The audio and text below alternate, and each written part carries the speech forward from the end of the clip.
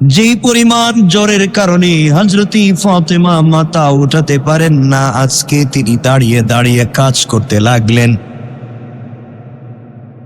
শরীর কাঁপতেছে, হযরত ফাতেমা ঘরের কাজ শুরু করলেন। এমন সময় হযরত আলী ঘরের ভিতরে প্রবেশ করে দেখেন হযরত ফাতেমা রাদিয়াল্লাহু তাআলা আনহা অন্য দিনের তুলনায় আজকে অনেক আগেই চুলার মধ্যে আগুন জ্বালিয়ে দিলেন, রান্না শুরু করে দিলেন। আলী তাকাইয়া দেখেন হযরত ফাতেমা রাদিয়াল্লাহু তাআলা আনহা চুলার মধ্যে আগুন জ্বালাচ্ছেন, কি যেন রান্না করেন। আবার হযরত আলী তাকাইয়া দেখেন হযরত ফাতেমা রাদিয়াল্লাহু তাআলা আনহা অনেকগুলা কাপড় ভিজাইছেন, কাপড়গুলা ধুইতে শুরু করলেন, তো করতে লাগলেন। ঘরটাকে আগের দিনের তুলনায় অনেক আগে গোছলা মুছামুছি শেষ করে দিলেন, বিছানা সবগুলাকে সুন্দর করে গুছিয়ে রেখে দিলেন। হযরতে আলীর কাপড়গুলাকে ধৌত করতে ভিজায়া দিলেন, তার সন্তান হাসান হুসাইনের কাপড়গুলাকেও ভিজায়া দিলেন। সবগুলাকে ভিজায়া দিয়া রান্না বসাইয়া দিয়া কোরআন তিলাওয়াতে নিমগ্ন হয়ে গেলেন, কাঁপতেছেন। জিকির করলেন, কোরআন তিলাওয়াত করলেন। হযরতে আলী ঘর পর্যন্ত পৌঁছে গেলেন। আলী যাওয়ার পরে দেখেন হযরতে ফাতেমা রাদিয়াল্লাহু তাআলা আনহা এতগুলা কাজ করেন, আবার তার চোখ থেকে পানি পড়ে। আলী জিজ্ঞাসা করলেন, ফাতেমা তুমি মাথা উঠাতে পারো না, আজকে তুমি এত তাড়াতাড়ি এতগুলা কাজ শুরু করলে কেন? হযরতে ফাতেমা চোখের পানি ছেড়ে ডাক দিয়া বলেছেন, স্বামী আমার, আজ আমি আমার বাবাকে স্বপ্নে দেখেছি। আমি আমার বাবা রাসূলে পাককে কলিজার টুকরা বাপজানকে অনেকদিন পরে স্বপ্নে দেখলাম। আমি দেখলাম আমার বাবার সঙ্গে আমি আজকে ইফতার করতেছি। এক দস্তারখানে বসে বাবার সঙ্গে আমি ইফতার করি। ও আলী, আমি সময়গুলাকে গণনা করে দেখলাম, মনে হয় আজকে বাঁচব না। আমার বাবার সঙ্গে কথা হলো, বাবাকে ডাক দিয়া বলছি, আব্বা জান, অনেক দিন পরে আপনার সাথে আজকে আমার ইফতার হচ্ছে। বাবা ডাক দিয়া বলছেন, মা, যখন ইফতার গুলার সামনে নিয়ে বসেছি, বাবার সামনে খেতে যাব, ইফতার করব, বাবা ডাক দিয়ে বলছেন, মা রে, ইফতার তো আজকে অবশ্যই করব, কিন্তু এখনো সময় হয় নাই। সন্ধ্যার আজান হয়ে গেলে তোমার সঙ্গে আজকে আমি একসাথে ইফতার করব। ও আলী, আমার ঘুম ভেঙে গিয়েছে, বাবাকে আর দেখি নাই। আজ আমি পানি পান করে রোজা রেখেছি, মনে হয় ইফতারের আগে আগে আমি ইন্তেকাল করব। আজ মনে হয় বাঁচব না। বাবার সঙ্গে আমাকে ইফতার করতে হবে, এই কথাটা আমি বুঝে ফেলেছি। ও আলী, দুনিয়ার জমিনে বাঁচব না। হতে পারে আজকের দিন আমার জিন্দেগির শেষ দিন। স্বামী আমার, তোমার সঙ্গে আমি কিছু কথা বলতে চাই।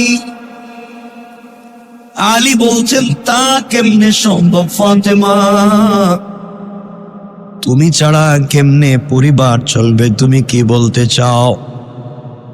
ফাতেমা বলছেন, স্বামী আমার, আমি চুলার মধ্যে আগুন জ্বালায়া দিয়েছি, এই জন্য আমি এইভাবে ইন্তেকাল করতে চাই যেন মৃত্যুর দিনও আমি নিজের হাতে আমার বাচ্চাদেরকে খাওয়াইতে পারছি। মৃত্যুর দিনও আমার বাচ্চাদেরকে অন্যের মুখাপেক্ষী করে চাই নাই। আমি ফাতেমা নিজের হাতে বাচ্চাদেরকে খাওয়াতে চাই। এই জন্যে কষ্ট করে আমি রান্না শুরু করেছি। আলী ডাক দিয়া বললেন, তাহলে এতগুলা কাপড় ধৌত করতে গেলে কেন? ফাতেমা ডাক দিয়ে বলছেন, স্বামী রে, নিশ্চয় হতে পারে আজকের দিন আমার জিন্দগির শেষ দিন। আমি যদি আমার বাচ্চার কাপড়গুলো রেখে যাই, অন্য কেউ যদি যৌতুক করতে আসে, বলবে ফাতেমা তার সন্তানদের প্রতি দায়িত্বশীল ছিল না, সন্তানদের কাপড়গুলাকে এইভাবে জমা করে ফেলে দিয়ে গিয়েছে, মানুষের মনে খারাপ লাগবে। এই জন্যে আমি হামাগুড়ি দিয়ে হলেও আজকের দিনে আমি আমার সন্তানদের কাপড়গুলা যৌতুক করতে চাই। আলী বলছেন, তাহলে তুমি আমার কাপড়গুলা যৌতুক করতে গেলে কেন? ফাতেমা ডাক দিয়া বলছেন, স্বামী, আল্লাহ যদি ডাক দিয়া বলে, ফাতেমা তুমি আমার কাছে ফিরে এসেছো, আসবার দিন স্বামীর খিদমত করো নাই, স্বামীর হক তুমি ঠিক মতো আদায় করো নাই, ও আমার স্বামী, কথাগুলা আমার দিলের ভিতরে ঢুকে গিয়েছে, এই জন্যে আপনার কাপড়গুলা যৌতুক করতে চাই। আমি আমার মৃত্যুর দিনও আমি আমার স্বামীকে সন্তুষ্ট করে কবরে যেতে চাই। স্বামী রে, আজ আমি আপনার কাপড়গুলা যৌতুক করে দিচ্ছি, সন্তানের কাপড়গুলাও, সন্তানের খাবারগুলা রেডি করে দিয়েছি। সন্তানেরা তখন মসজিদে মক্তবে পৌঁছে গিয়েছে। হযরতে ফাতেমা কান্দেন, হযরতে আলী ডাক দিয়া বলেছেন, ফাতেমা আজকের দিনে তা যদি সত্য হয়, তোমাকে কোনো কাজ করতে হবে না। ফাতেমা ডাক দিয়ে বলেছেন, স্বামী আমার, আপনার সঙ্গে আমি কিছু কথা ব্যক্তিগত পার্সোনাল বলতে চাই। এই বলে হযরতে আলীকে কাছে ডেকে নিলেন, ডাক দিয়া বলছেন, শোনো, আমি যদি ইন্তেকাল করি, আমার ইন্তেকাল যদি হয়ে যায়, স্বামীরে কতদিন আপনার ঘরে থাকলাম, আমি বিশ্বনবীর মেয়ে হিসাবে আপনার যেভাবে খিদমত করবার কথা ছিল আমি করতে পারি নাই। স্বামী হিসাবে আপনি আমাকে ক্ষমা করে দিবেন, আমি আপনার স্ত্রী, ক্ষমা চাই। হযরতে আলী কান্না করে জড়াইয়া ডাক দিয়া বলছেন, ফাতেমা তুমি আমার স্ত্রী, আখিরি জামানার পয়গম্বরের মেয়ে, এই ঘরের ভিতরে তোমার হক যেভাবে দেওয়ার কথা ছিল আমি দিতে পারি নাই। কিয়ামতের দিনে আল্লাহর আদালতে আমাকে আসামি বানাইয়া দাঁড় করাইও না। আমি আলী যে গরিব, তোমাকে 3 বেলার খাবার কোনোদিন ঠিক মতো দিতে পারি নাই, অসুস্থ হইলে তোমার চিকিৎসা করতে পারি নাই, থাকবার জন্য ভালো একটা ঘর দিতে পারি নাই। ও ফাতেমা, আবার সিদ্দিকীতে তোমাকে মনের মতো করে একটা কাপড় দিতে পারি নাই। আজ পর্যন্ত তুমি আমার কাছে কোনো জিনিস চাইলা না, তোমাকে সুন্দর একটা ঘর উপহার দিতে পারলাম না, থাকবার জন্য চমৎকার একটা বাড়িও দিতে পারলাম না। ফাতেমা, কিয়ামতের দিনে মুসিবতের সময় আমাকে বিপদে ফেলে দিও না। ফাতেমা ডাক দিয়ে বলছেন, স্বামীরে, আমি মৃত্যুর সময় আপনার উপরে খুশি, আপনি আমার উপরে খুশি কিনা আমি জানতে চাই। আলী রাদিয়াল্লাহু তাআলা আনহু বলছেন, আমিও আমার স্ত্রীর উপরে খুশি। হযরতে ফাতেমার দর্দে সিনা, বুকের ভিতর বুকের ব্যথা বেড়ে যায়। এমন সময় ফাতেমা কান্না করে করে ডাক দিয়ে বলছেন, স্বামী আপনার কাছে আমার ওসিয়ত, আমার ইন্তেকালের পরে বেশি মানুষকে আপনি ডাকবেন না, কম মানুষকে ডেকে আমাকে আপনি নিজে নিজে কম মানুষকে ডেকে দিয়া মহিলাদেরকে নিয়ে গোসল করাইয়া কম মানুষ নিয়ে আপনি আমার জানাজাটা পড়াইয়া দিয়েন। হযরতে আলী বলছেন, ফাতেমা কেন? আমি তো গোটা মদিনার মানুষকে ডাকবো, পুরা দুনিয়ার মানুষকে জানাতে চাই আখিরি জামানার পয়গম্বরের কলিজার টুকরা ইন্তেকাল করেছে, দুনিয়ার মানুষ জানাজায় আসতে চাইবে। ফাতেমা বলছেন না না, কোন মানুষকে ডাক দেওয়া যাবে না, অন্ধকার রাত্রবেলা আমাকে দাফন করে দিবেন। কেন জানতে চাই। ফাতেমা ডাক দিয়ে বললেন, সারা জীবন পর্দায় ছিলাম, কোনো মানুষ আমাকে দেখে নাই। আমার লাশ সামনে রেখে মানুষ যখন জানাজায় আসবে, যদি কোনোভাবে মানুষ দেখে ফেলে ফাতেমা কতটুকুন লম্বা ছিল, কতটুকুন বডি ছিল। সারা জীবন পর্দায় থাকলাম, মৃত্যুর পরে আমি বেপর্দা হয়ে আল্লাহর সামনে দাঁড়াতে চাই না। চিন্তা করেন তাদের কত চিন্তা। ও আলী, ইন্তেকালের সময় কোন মানুষ যেন বুঝতে না পারে আমি কতটুকুন লম্বা, কতটুকুন বডি ছিল, জানতে চাই না, মানুষকে বুঝাতে চাই না। আপনি আমাকে ভাবেই দাফন করে ফেলবেন। হযরতে আলী রাজি হয়ে গেলেন। আলী রাদিয়াল্লাহু তাআলা আনহুকে ফাতেমা বলছেন, আলী, জিন্দেগিতে তোমার সঙ্গে কতদিন ঘরের ভিতরে থাকলে স্বামী স্ত্রীতে কত ঝগড়া হইছে। রাত হইলে তোমাকে ছাড়া আমি কোনোদিন ঘুমাই নাই, তুমিও আমাকে ছাড়া ঘুমাও নাই। আলী, আমাকে কবরে নিজের হাতে রেখে দিবা আর আল্লাহর কাছে ডাক দিয়া বলবা, আল্লাহ,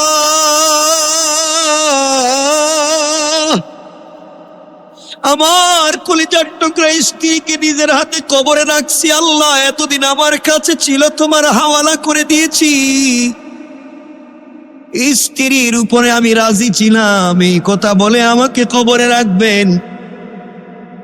আপনি যদি অসন্তুষ্ট হয়ে যান, কবরে কেউ আমারে চিনবে না। লম্বা কথা সংক্ষেপ করে বুঝাবার জন্য শুধু সামনের দিকে নিয়ে যায়। হযরতে আলী রাজি হয়ে গেলেন। শেষ পর্যন্ত ফাতেমা বলতেছেন, আলী, আজ আপনাকে একটা কথা বলতে চাই। আমার ইন্তেকালের পরে আপনি চাইলে বিয়ে করতে পারবেন, আমার আপত্তি নাই। আপনি চাইলে তৃতীয় বিয়ে করেন, তৃতীয় বিয়ে করেন, আমার আপত্তি নাই। ও আলী, কিন্তু আমার কলিজার টুকরা ছোট্ট ছোট্ট মাসুম দুইটা বাচ্চা হাসান আর হুসাইন, মাসে একদিন হলেও তাদের সঙ্গে রাত্র কাটাবেন। আমার বাচ্চাদের যে মা নাই, মা নাই, কষ্ট যেন তারা বুঝতে না পারে, মায়ের আদর থেকে তারা যেন মাহরুম না হয়ে যায়। তুমি বিয়ে করে তোমার স্ত্রীকে নিয়ে থাকবা, আমার বাচ্চারা যেন পাশের রুমে না কান্দে, আমার বাচ্চারা যেন না কান্দে, না বলে আল্লাহ আজকে আমাদের মা নাই, কেউ আমাদেরকে দেখে না। আমাদের মা থাকলে আমাদেরকে নিয়ে থাকতো, আমাদেরকে জড়াইয়া ঘুমাইতো। আজ আমাদের মা নাই, ঠান্ডা রজনীতে কেউ আমাদেরকে দেখে না। আলী, এমন যেন কোনো ঘটনা না ঘটে। বাচ্চাদেরকে আমার শূন্যতা বুঝতে দিবা না। তুমি তোমার নতুন স্ত্রীকে নিয়ে থাকতে আমার হাসান হুসাইনকে কষ্ট দিও না। আলী, আমার সন্তানদের চেহারার দিকে তাকাইলে আমার বাবার কথা মনে হয়। আমার হাসানের চেহারা আমার বাবার চেহারার মতো। আমার বাবা অনেকদিন মসজিদে নববীতে বলেছেন, ও মদিনার মানুষেরা, আমি ইন্তেকালের পরে তোমরা যদি আমাকে না দেখো, আমাকে দেখবার যদি আশা জাগে, আমাকে দেখতে যদি চাও, আমার নাতি হাসানের চেহারার দিকে তাকাইবা, ওর চেহারা হুবহু আমার মতো মনে করবা তোমরা আল্লাহর রাসূলকে দেখেছো। আল্লাহু আকবার বলেন। ও আলী, আমার এই অবুঝ বাচ্চাদেরকে কষ্ট দিও না। বাচ্চারা যেন বিছানায় চোখ লাগাইয়া হাউমাউ করে কাঁপ দিয়া বালিশ ভিজাইয়া দিবে আর বলবে, আল্লাহ, দুনিয়ায় নানা নাই, নানা থাকলে নানার কুলে চড়তাম, নানার কুলে ঘুমাইতাম, নানা নাই, আল্লাহ মাও ছিলেন, মাও চলে গেছেন। আজ আমাদেরকে কেউ আদর করে না, ভালোবাসে না। আলী, তুমি বিয়ে করো, আপত্তি নাই, কিন্তু আমার বাচ্চাদেরকে ভুলে যাইও না। আলী ডাক দিয়া বলছেন, ফাতেমা, কথা দিলাম এই সন্তানদের বাবাও আমি, আজকে থেকে এই সন্তানদের মাও আমি। আল্লাহু আকবার। সন্তানদেরকে ভুলে যাব না, তোমার মতো করে সন্তানদেরকে আদর দিয়া বড় করব। আমার বন্ধুগণ, কথাগুলা লম্বা। এক পর্যায়ে ফাতেমা খুশি হয়ে গেলেন, নিজের হাতে কাপড়গুলা ধুইলেন, নিজের মতো করে রান্না করে সন্তানদেরকে খাওয়াইয়া মক্তবে পাঠাইয়া দিলেন। মক্তবে দুই ভাই পড়তে গিয়েছে সকালবেলা। মক্তব থেকে এসে দেখে এক সাইডে বাবা পড়ে হাউমাউ করে কান্দে আর আল্লাহকে ডাক দিয়া বলছে, আল্লাহ, আজ বুঝি আমার ঘর খালি হয়ে যায়। আল্লাহ। দুই ভাই তাকাইয়া দেখে ঘরের কর্নারে মাও শুয়া শুয়ে কান্দে। আলীর কাছে যায়। আলী বলছেন, বাবারে, আমার কাছে কিছু নাই, তোমরা মায়ের কাছে যাও। মায়ের কাছে দুই ভাই গিয়েছে। মা তার দুইটা সন্তানকে জড়াইয়া হাউমাউ করে কান্দে আর বিড় বিড় করে ডাক দিয়া বলছে, আল্লাহ,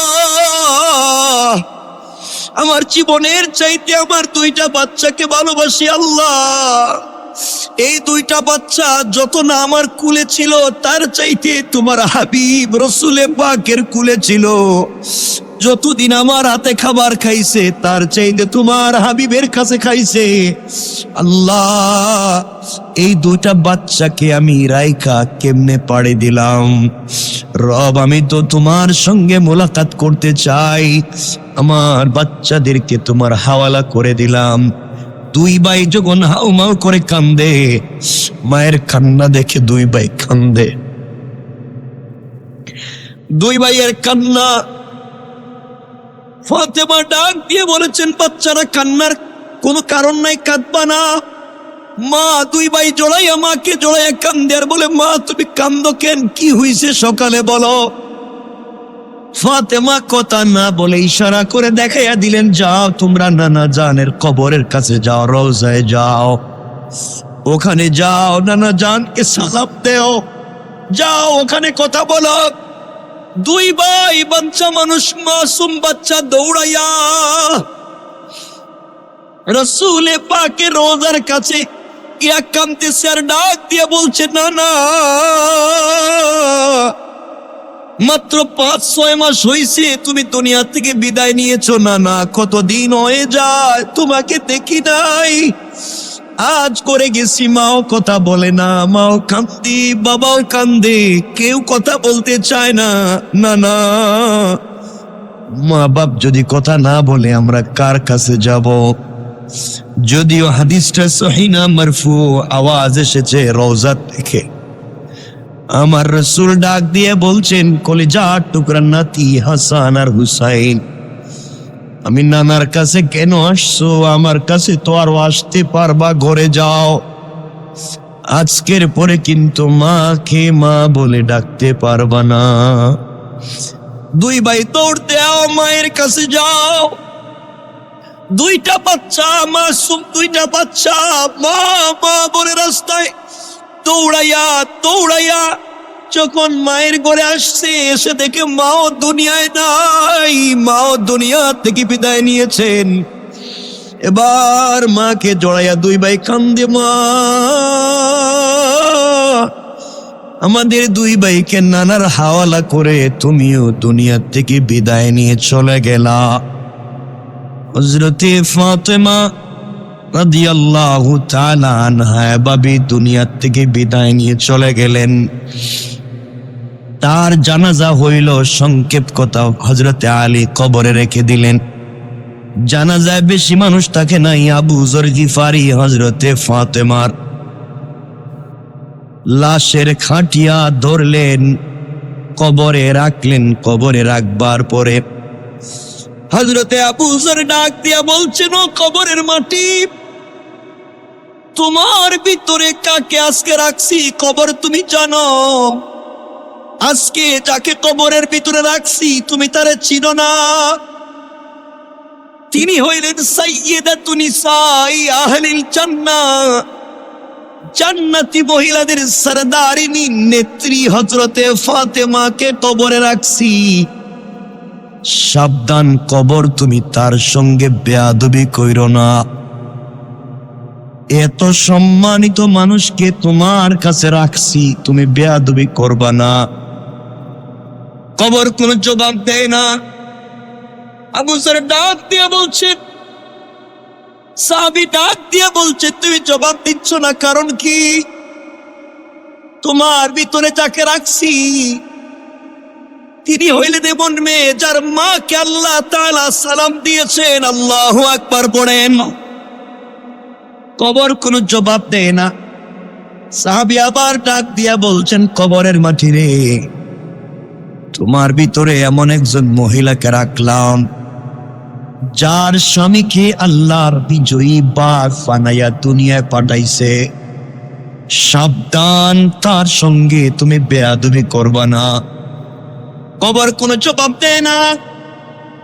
হযরতে গিফারি আমার ডাক দিয়া বলছেন, কবর সাবধান, তোমার ভিতরে এমন একজন মহিলাকে রাখছি যার সন্তানের নাম হাসান আর হুসাইন, যেই দুইটা সন্তানকে আল্লাহ তাআলা সাইয়্যিদা শাবাবি আহলিল জান্নাহ, জান্নাতি যুবকদের লিডার বানাতে চায়। কবর খবরদার, তুমি তার সাথে বেয়াদবি করবা না। কবর জবাব দেয় না। এবার সাহাবী ডাক দিয়ে বলছেন, কবর শোনো, তোমার ভিতরে কাকে রাখতেছি শোনো।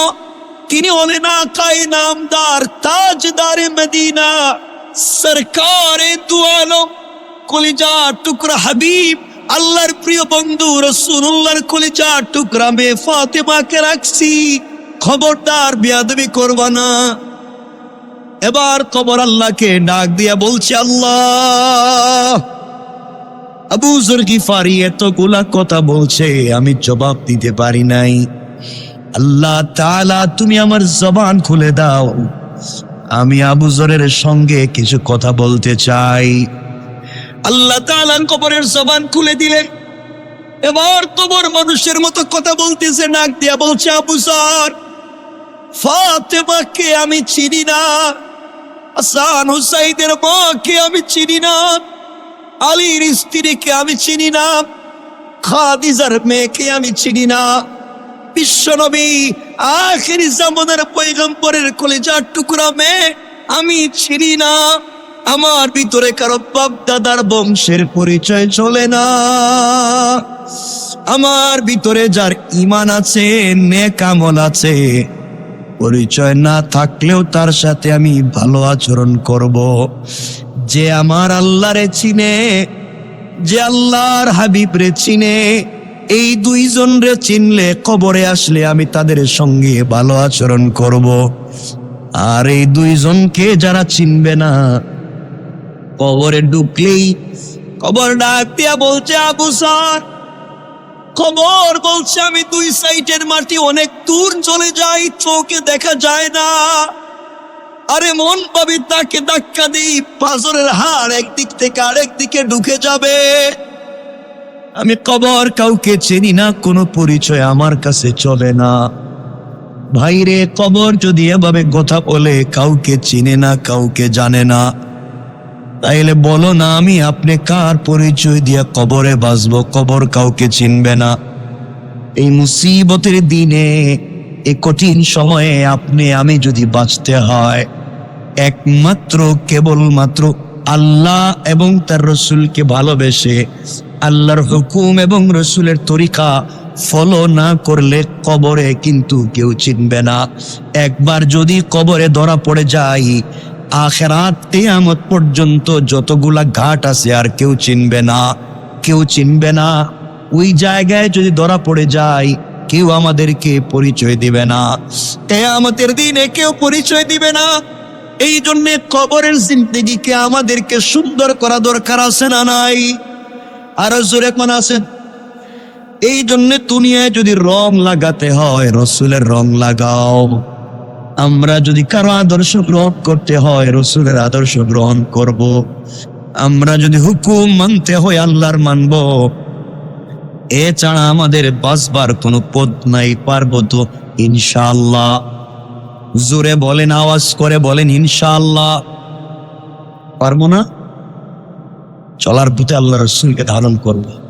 পরের দিন ফজরের সালাত পড়ে কোরআন তেলাওয়াত করে নাস্তা সেরে ওমর ফারুক রাদিয়াল্লাহু তাআলা আনহু আস্তে আস্তে মহিলার বাড়ি পৌঁছে গেলেন। কথাগুলো মনোযোগ দিয়ে শুনেন। দরজায় নক করে বলছেন, আম্মা জান, আমি আপনার বাড়ির নির্ধারিত খাদেম। রাষ্ট্রের পক্ষ থেকে আমাকে খাদেম নির্বাচন করা হয়েছে, নিযুক্ত করা হয়েছে। বলেন না মা, আপনার বাড়ি কি করে দেওয়া লাগবে? রান্না করা কি লাগবে? আপনার ঘর মুছে দেওয়া কি লাগবে? আপনার কাপড় কি ধৌত করা লাগবে? আমি করে দেব। ঘরের ভিতর থেকে মহিলা জবাব দিচ্ছে, কে যুবক? কে যুবক? তুমি দাঁড়াইয়া দাঁড়াইয়া আমার ঘরে খাদেমের কথা বলছো? যুবক কে? তুমি আসার প্রায় 3 ঘন্টা আগে আরেকজন যুবক এসে আমার ঘরের সবগুলা কাজ করে দিয়া আমার কাপড়গুলা ধৌত করে দিয়া চলে গিয়েছে। হযরত ওমর ফারুক আশ্চর্য হলেন, কাজ আমার, দায়িত্ব আমার, করে দিয়ে কে যায়? 1 সপ্তাহ পরে তো আমাকে আবু বকরের আদালতে জবাবদিহি করা লাগবে। কোন বিপদে পড়লাম? সংক্ষেপ কথা, পরের দিন সকালবেলা ফজরের সালাত পড়ে নাস্তা না করে তাড়াহুড়া করে মহিলার বাড়ির দিকে ছুটতে লাগলেন। খিদমত করতে হবে আমাকে। বাড়ির দরজায় গিয়ে সালাম করে বলছেন, আম্মা জান, আমি আপনার বাড়ির নির্ধারিত খাদেম। আপনি বলেন না কি করে দেওয়া লাগবে? মহিলা জবাব দিচ্ছেন, বাবা, আজও আসতে তুমি দেরি করে ফেলেছ। তুমি আসার প্রায় 2 ঘন্টা আগে আর একজন যুবক এসে সবগুলা কাজ করে দিয়া নিজের হাতে রান্না করে আমাকে খাইয়ে দিয়া আমাকে গোসল করাইয়া পরিষ্কার করাইয়া সব কিছু ঠিক করে দিয়ে চলে গিয়েছে। পড়েন সুবহানাল্লাহ। ওমর ফারুক গরম না নরম? আরো জোরে বলেন, কে করে দিয়ে যায়? নিশ্চয় আমার পিছনে লোক লেগে গিয়েছে, আমাকে বিপদগ্রস্ত করতে চায় আবু বকরের আদালতে। পরের দিন সিদ্ধান্ত নিলেন, ফজরের সালাতের আগে তাহাজ্জুদের সালাত পড়ে মহিলার বাড়ি পৌঁছে যাব। ফজরের সালাতের আগে মহিলার বাড়িতে রাত্রবেলা পৌঁছে গেলেন। দরজায় নক করে বলছেন, আম্মা জান, আমি আপনার বাড়ির নির্ধারিত খাদেম। বলেন না কি করে দেওয়া লাগবে? জবাব আসছে। জবাব হলো, বাবারে, কে তুমি? আসতে আজও দেরি করেছো। তুমি আসার প্রায় 1 ঘন্টা আগে আরেকজন যুবক আমার ঘরের সবগুলা কাজ করে দিয়া আমার 2টা হাত উপর দিকে উঠাইয়া ভিড় করে চোখের পানি ছেড়ে তার জন্য আমার কাছ থেকে দোয়া নিল। বুঝলাম না যুবকটা কে, আমি চিনতে পারলাম না, কিন্তু গলার আওয়াজ বড় নরম, চোখের মধ্যে পানি, দিলটা বড় নরম, শুধু কাঁদতেছে। আমার কাছে ক্ষমা চায়, আমি চিনি না, জানি না কে আসছিল। ওমর ফারুক আর সহ্য করতে পারলেন না, অফিসে গেলেন, সিদ্ধান্ত নিলেন আজ 4র্থ রাত্র তাহাজ্জুদের সালাতের আগে যাব। বাড়িতে আসলেন, সারাদিন কোনো খাবার খেলেন না। তাহাজ্জুদের সালাতের আগে তরবারি হাতে নিলেন, তরবারি কুশমুক্ত করলেন, নাঙ্গা তরবারি, যুদ্ধের পোশাক পরলেন। সিদ্ধান্ত নিলেন, যাকেই পাবো আগে শরীর থেকে মাথা আলাদা, এরপরে যা হয় হবে। কে তুমি? 3 দিন আমাকে ডিস্টার্ব করে আমাকে বিপদগ্রস্ত করে দিলা। তাহাজ্জুদের আগে মহিলার বাড়ির দরজায় পৌঁছে গেলেন। দরজায় গিয়ে দেখেন মিটমিট করে ঘরের ভিতরে আলো জ্বলে। ঘরের ভিতর থেকে গুনগুন করে ভাঙ্গা একটা যুবকের কণ্ঠে আওয়াজ শোনা যায়। তিনি বুঝতে পারলেন, এবার তুমি আমার কাছে ধরা পড়েছ, জবাব দেওয়া লাগবে। একটু দূরে এসে অন্ধকারে তরবারি উঁচু করে হযরত ওমর দাঁড়িয়ে আছেন। কে যায় আজকে দেখে নেব। কিছুক্ষণ পরে একটা যুবক আস্তে করে মিটমিট পা দিয়ে ঘর থেকে বের হয়ে চলে যায়।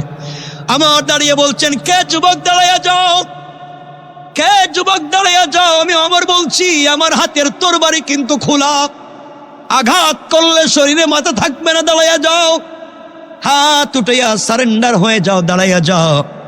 ওমরের গর্জন শুনে যুবক আগন্তুক দাঁড়াইয়া গেলেন, দুহাত উপর দিকে উঠাইয়া সারেন্ডার হয়ে মাথাটা নিচের দিকে করে দাঁড়িয়ে থাকলেন। ওমর রাগে কাঁপতেছেন, আস্তে আস্তে করে আগন্তুক যুবকের কাছে পৌঁছে গেলেন। যুবকের কাছে গিয়া মাথাটা উঠালেন, যুবকের চেহারার দিকে তাকালেন, তাকাইয়া আর নিজেকে সামলিয়ে রাখতে পারলেন না, হাতের অস্ত্র ফেলে দিয়েছেন, হাউমাউ করে পাগলের মতো বাচ্চাদের মতো কাঁদতে শুরু করলেন। জড়াইয়া ধরলেন আর বললেন, ভাই তুমি হাতটা নামাও, আর হাত উপর দিকে উঠাইও না। তাকাইয়া দেখেন যে যুবক হাত উঠাইয়া সারেন্ডার হয়ে দাঁড়িয়ে আছেন, তিনি আর কেউ না, তিনি হলেন রাসূলের কলিজার টুকরা প্রিয় সাহাবী, এই রাষ্ট্রের রাষ্ট্রপ্রধান খলিফা হযরতে আবু বকর। আল্লাহু আকবার। আমার চোখের পানি ছেড়ে জড়াইয়া ডাক দিয়ে বলছেন, ভাই কি হয়েছে? আপনি না 4 দিন আগে দায়িত্ব আমাকে দিয়েছেন, আপনি না বলেছেন এই সপ্তাহের ভিতরে রিপোর্ট আপনার কাছে দেওয়া লাগবে, কেন আপনি আমার আগে মহিলার বাড়ি এসে কাজ করে দিয়ে যান? দায়িত্ব না আপনি আমাকে দিয়েছেন, কেন আপনি আসলেন? এই কাজ কেন আপনি করেন? সিদ্দিক আকবর চোখের পানি ছেড়ে বলছেন, ভাই রে, আমি তোমার আগে খলিফা হয়েছি, এর অর্থ হলো আল্লাহর আদালতে তোমার আগে আমাকে জবাবদিহি করা লাগবে, জনগণের সুখ দুঃখের খবর আমাকে জবাবদিহি করতে হবে। এই জন্য রাত্রবেলা যখন ঘুমাইয়া যাই, বিছানায় যাই, পিঠ লাগাই, ঘুম আসে না। যখন জবাবদিহি তার বয়ে আসে, আল্লাহ বলছেন ওয়াত্তাকু ইয়াওমান তুরজাউনা ফীহি ইলাল্লাহ, ওই কথা যখন মনে আসে, বিছানায় পিঠ লাগাইলে ঘুম আসে না, উঠে যাই আর মহিলার বাড়ির কাজ করে দিয়ে যাই। আল্লাহর কাছে ডাক দিয়া বলছি, আল্লাহ 3 দিন পর্যন্ত মহিলাকে কষ্ট দিয়েছি, কিয়ামতের দিনে আদালতে আল্লাহ তুমি আমাকে আসামি বানাইয়া দিও না। সিদ্দিক আকবরের কথা শুনে ওমর বলছেন, ভাই সব বুঝলাম, তোমার পায়ে জুতা নাই কেন? তুমি না রাষ্ট্রের খলিফা, তোমার পায়ে জুতা নাই? জুতা ছাড়া এই মদিনার পাথরের রাস্তায় কেন হাঁটো? সিদ্দিক আকবর চোখের পানি ছেড়ে বলছেন, ভাই ওমর রে, আমার তো পয়সা নাই, আমি যে চামড়ার জুতা পরব? আমার জুতা আছে খড়মের কাঠের জুতা।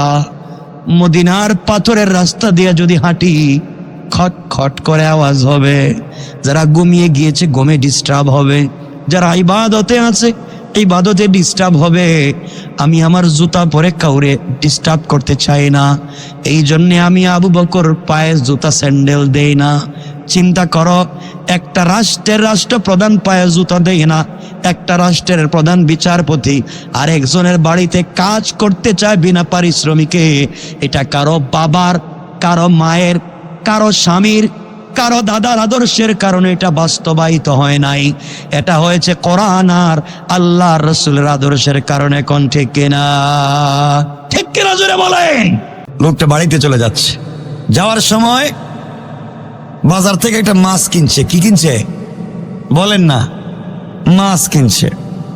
মাছটা স্ত্রীর সামনে দিয়ে বলছে, তুই মাছটা তাড়াতাড়ি রান্না করো, ভালো করে রান্না করো, ভুনা করো, আমি গোসল করে আসতেছি নদী থেকে, আসলে আমরা একসাথে খাবো।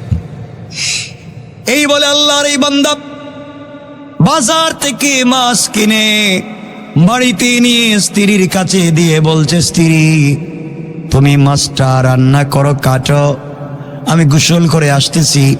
এই বলে লুঙ্গি হাতে নিয়ে, কাপড় হাতে নেয়া নদীর পাড়ে রেখে সে নদীতে ডুব দিল গোসল করবার জন্যে। ডুব দিয়ে উঠে দেখে অন্য এক দুনিয়া চলে এসেছে। নদী থেকে ডুব দিয়ে উঠে দেখে অন্য দুনিয়া চলে এসেছে। সে এক বিশ্ব সুন্দরী যুবতী, মেয়ের মতো দেখা যায়। কি তারে ডুব দিলাম, আইলাম কই? ডুব থেকে উঠে দেখে আরেক দুনিয়া, আরেক জগৎ। নিজে আর পুরুষ না, এখন দেখা যায় সুন্দরী যুবতী নারী রাজকন্যায় পরিণত হয়েছে। নতুন দেশে নতুন জায়গায় রাস্তা খুঁজে পায় না, লজ্জায় এদিক সেদিক দৌড়াদৌড়ি করতেছে। এমন সময় একজন রাজপুত্র এখান দিয়ে শিকারে যাচ্ছিলেন। তিনি যাওয়ার পথে একজন সুন্দরী, বিশ্ব সুন্দরী যুবতীকে আশ্রয়হীনা দেখতে পেয়ে তাকে তিনি ঘোড়ার পিঠে তুললেন, রাজপ্রাসাদে নিয়ে গেলেন। সেখানে গিয়ে তিনি বিশ্ব সুন্দরী মেয়েকে বিয়ে করলেন। রাজপুত্রের সাথে বিয়ে হলো, 27 বছর ঘর সংসার করলেন, অনেকগুলো সন্তান হলো, ছেলেমেয়ের মা হলো। ওইটা ছেলেমেয়ের মা হওয়ার পরে দীর্ঘদিন ঘর সংসার করলেন। একদিন তিনি বললেন, কর্ম করবার পরে, কর্ম শেষ করবার পরে নদীতে গেলেন গোসল করতে। নদীতে গিয়ে ডুব দিছে, ডুব দিয়ে উঠে দেখে আবার আগের জায়গায় লঙ্গি রাখা। সুবহানাল্লাহ নাই ও কি তার ঘটনা, কি তা আগে গেলাম কই, গেলাম বাচ্চা হইল, মহিলা হইলাম, রাজকুমারী হইলাম, কত কিছু হইলাম, এখন দেখি আবার কি আগের জায়গায়। বুঝতেছি না, লজ্জায় বেচারা উইটা কাপড়টা পইরা বাড়িতে গেছে, দৌড় গিয়া দেখে বউ এখনো মাছ কাটতেছে। কি তারে, তুই দেখি এখনো মাছ কাটস, ব্যাপার কি তা? কয় আপনি তো এই মাত্র দিয়া গেলেন, এত তাড়াতাড়ি গোসল শেষ হইল কেমনে? হে চিন্তা করে এতগুলো বাচ্চার মা হইলাম, চিন্তা করেন না, এতগুলা বাচ্চার মা হইলাম, আর হে দেখি এখনো কয় আমি এইমাত্র আইলাম। ব্যাপার কি? কয় তুই বুঝলি না আমার কত ঘটনা ঘটলো, কত কিছু কইরে আইলাম, তুই দেখি এখনো মাছ কাটতেছিস। আপনি কি উল্টাপাল্টা বলতেছেন? আপনি এগুলা মাছ কাটতেছি মানে এই যে মাছ তো এই মাত্র দিয়ে গেলেন, মাত্র কাটা শুরু করছি মাত্র। সে চিন্তায় পড়ে গেল, তাইলে আমি যদি এই কাজ হইতে পারে, নিশ্চয় মুহাম্মদের এই কথারে অস্বীকার করার কারণে আল্লাহ তাআলা আমাকে ঘুরাইয়া, আমাকে দেখাইয়া বুঝাইয়া দিতেছেন আসলে ঘটনা সত্য। দেরি না করে সেও রসুলের কাছে দৌড় দিল আর বলো, ইয়া রাসূলুল্লাহ, আপনি সত্য, মেরাজ সত্য, আপনি আমারে কালিমা পড়াইয়া মুসলমান বানাইয়া।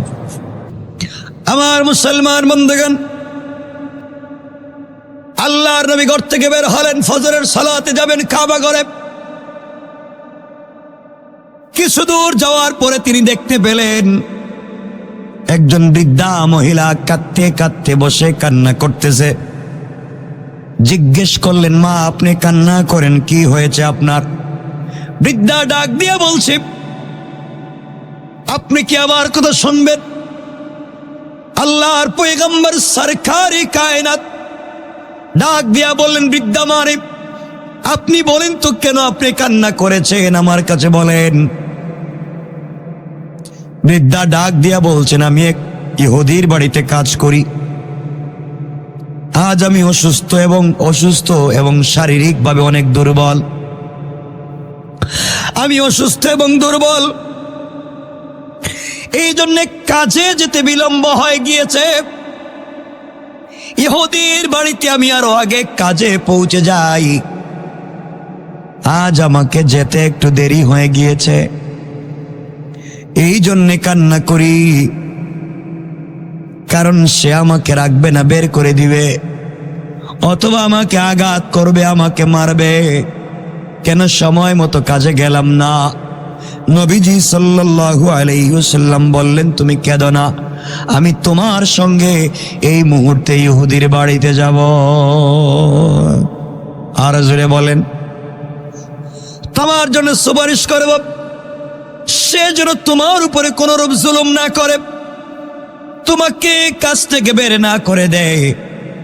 কথাগুলা বলে বলে বৃদ্ধাকে সঙ্গে নিয়া ইহুদির বাড়িতে তিনি পৌঁছে গেলেন। আমার নবীজি কেমন মানবতার রাসূল ছিলেন।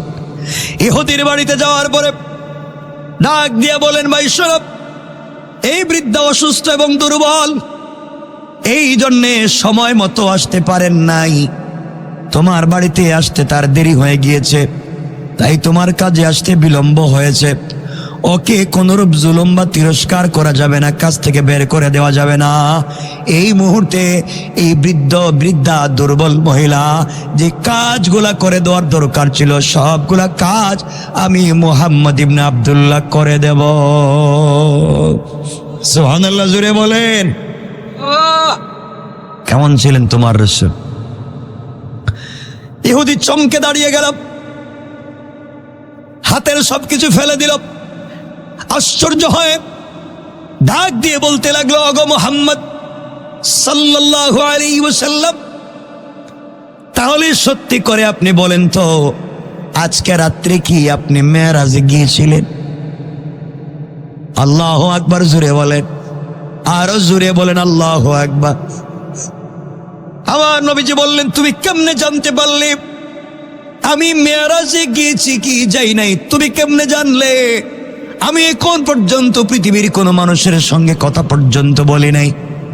আমি তো মসজিদে যাইতেছিলাম, মাত্র আসলাম, বৃদ্ধাকে পাইলাম, তোমার বাড়িতে নিয়ে আসলাম, তুমি কেমনে জানলে? তুমি ইহুদি, তুমি কেমনে জানলে আমি মেরাজে গিয়েছি? ইহুদি ডাক দিয়া বলছে, শোনো, তুমি কিভাবে বললে আমি কেমনে জানবো না? ইহুদি বলল, তাওরাত কিতাবে লেখা আছে শেষ জামানার নবী যেদিন মেরাজে যাবেন, মেরাজে যেই রাত্রে যাবেন, মেরাজ থেকে ফিরে এসে ভোরবেলায় এক বৃদ্ধাকে সাহায্য করবার জন্য ইহুদির বাড়িতে সুপারিশ করতে যাবেন।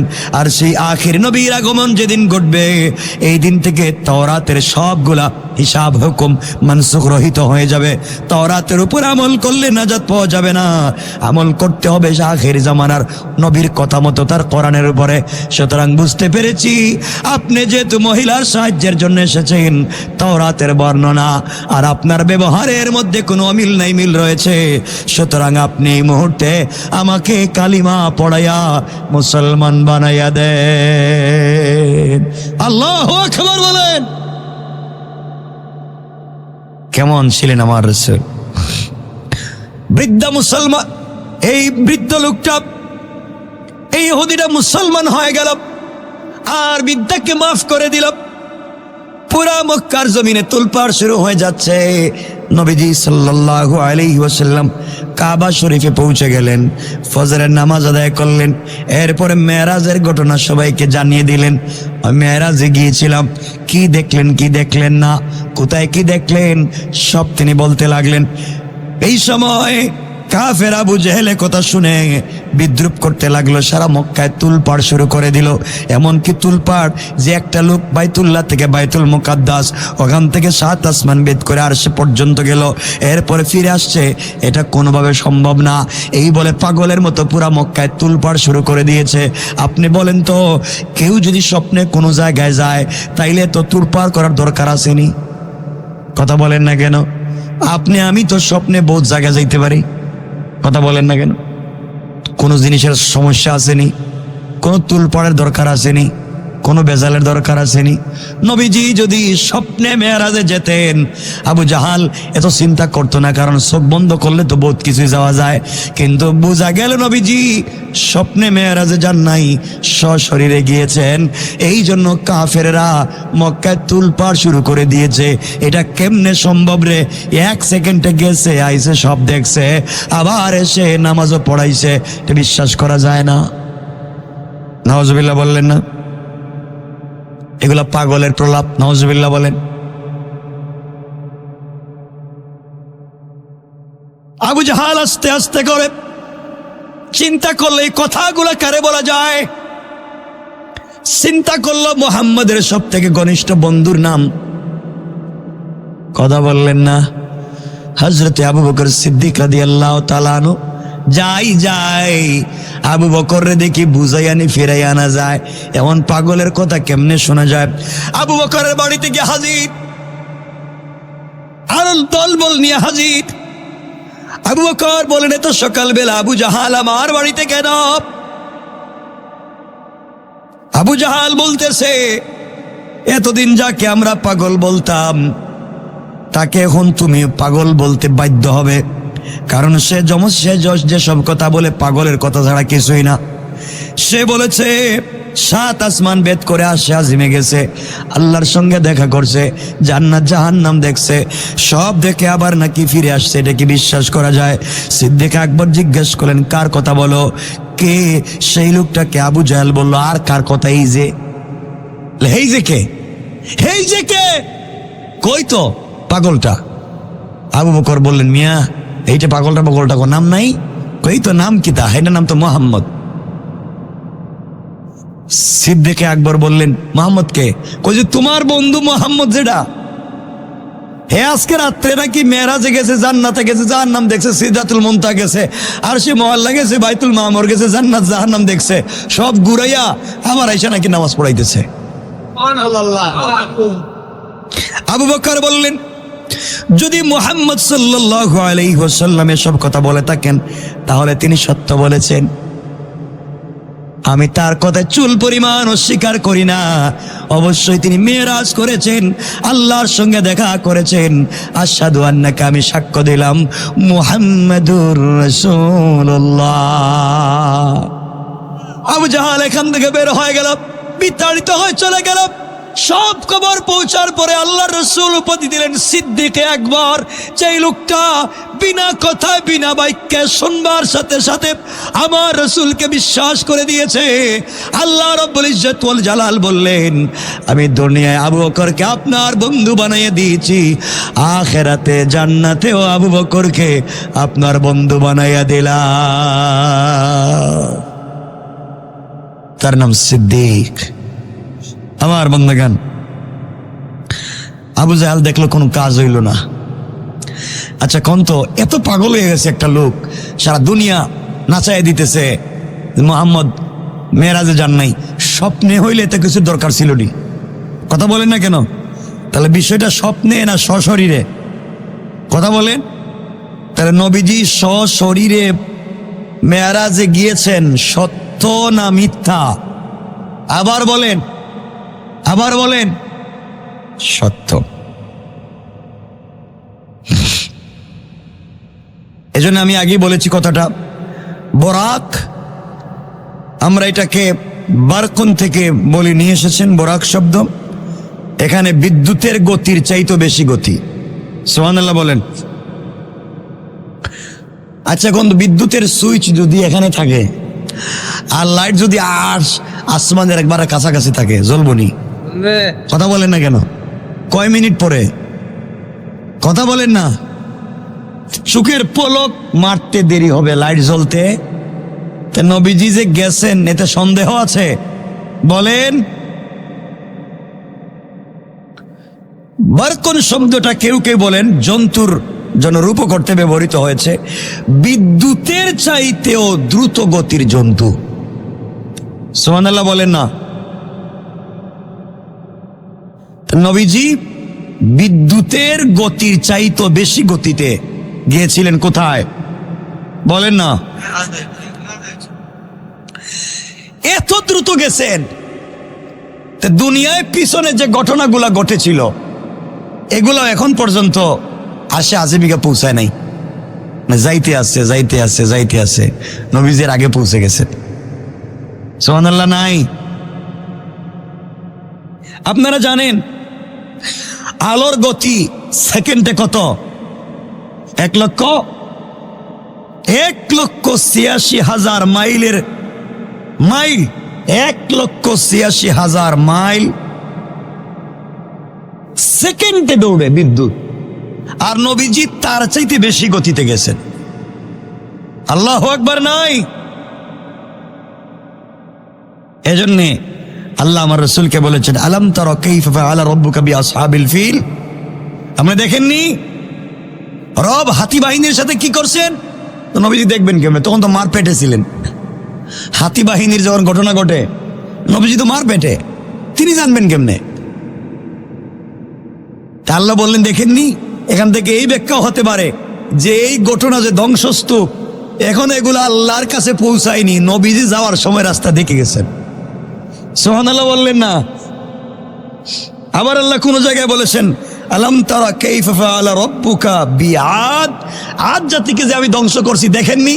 নবীজি দেখবেন, কই সময় তো তার জন্মই ছিল না, অস্তিত্বই ছিল না। এর অর্থ হলো এই ধ্বংসের খবর এখনো ফেরেশতারা নিয়ে যাইতেছে, রাসূল রাস্তায় দেখছে। সুবহানাল্লাহ বললেন না?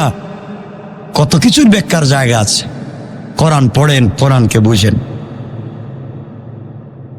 এমনকি নবীজি যাওয়ার সময় দেখলেন অনেক কিছু, দেখলেন কি দেখলেন? কত কিছু। ফেরাউনের কাজের বুয়া যে ছিল, কাজের বুয়া, তার ফেরাউনের মেয়ের কাজের বুয়া, কি নাম? আসিয়া। আসিয়া কিটা? আসে তার বউর নাম কি নাম? কি নাম? আসিয়া কয়। কাজের বুয়ার নাম কি? আবার কয় আসিয়া কয়, হ্যাঁ মাসলা কি কয় এরা, এ তো ওয়াজ করলাম এখানে, এটাই বুঝে গেলেন। কি নাম? মাশেতা না মাসতাব, ভুলে গেছেন আপনারা? এ তো ওয়াজ করলাম এখানে। নবীজি দেখলেন একটা জায়গা থেকে জান্নাতুল ফিরদাউসের ঘ্রাণ আসতেছে। জিবরাইলকে বলছেন, জিবরাইল আর কই নিয়ে যাইবা, এখানেই তো জান্নাতের ঘ্রাণ। জিবরাইল বলছেন, ইয়া রাসূলুল্লাহ, এটা জান্নাত না, এটা ফেরাউনের কাজের বুয়ার কবর থেকে জান্নাতের ঘ্রাণ আসতেছে।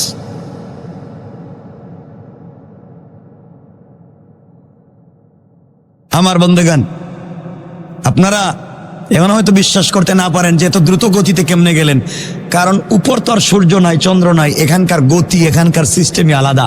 এজন্য কিয়ামতের দিন কেমন হবে, দুনিয়ার দিনের চাইতে কত লম্বা হবে, এটাও আমরা শুনছি না, শুনেন না হিসাব। আপনাদেরকে এটা ঘটনা বলি, এটা কোরআনের না, হাদিসের না। আবার বলছি, মেরাজের এই কথাটা বুঝাবার জন্য একটা ঘটনা বলবো, কোরআনেরও না, হাদিসেরও না, শুধু একটা ঘটনা ইতিহাস থেকে। বুজুর্গদের কাছে এই ধরনের ঘটনা শোনা যায় কাশফে অথবা আশরাফ আলী থানভীর মালফুজাতে আপনারা পাবেন। দুনিয়ার এক মুহূর্ত, দুনিয়ার একটা সেকেন্ড ঊর্ধ্ব জগতের কত বছরের সমান? একটু আগেই বললাম 27 বছর। কত বছর বলেন না? এক মুহূর্ত কত বছর? 27 বছর। এই নিয়ে অবাক হয়ে একটা লোক নবীজির কাছে গিয়ে জিজ্ঞাসা করলো, এ মুহাম্মদ, আপনি যে বললেন এগুলো আপনি গেলেন আইলেন, কি হাবিজাবি বললেন, এগুলো বিশ্বাস করি না। আপনি মেরাজে গেছেন, গেলেন আসলেন, সব দেখলেন, এক মুহূর্তে সম্ভব? নবীজি বলেন সম্ভব। লোকটা বলছে আমি বিশ্বাস করি না। নবীজি বলেন করলে কি আর না করলে কি, আমি তো গেছি। সুবহানাল্লাহ নাই। লোকটা বাড়িতে চলে যাচ্ছে, যাওয়ার সময় বাজার থেকে একটা মাছ কিনছে। কি কিনছে বলেন না? মাছ কিনছে। মাছটা স্ত্রীর সামনে দিয়ে বলছে, তুই মাছটা তাড়াতাড়ি রান্না করো, ভালো করে রান্না করো, ভুনা করো, আমি গোসল করে আসতেছি নদী থেকে, আসলে আমরা একসাথে খাবো।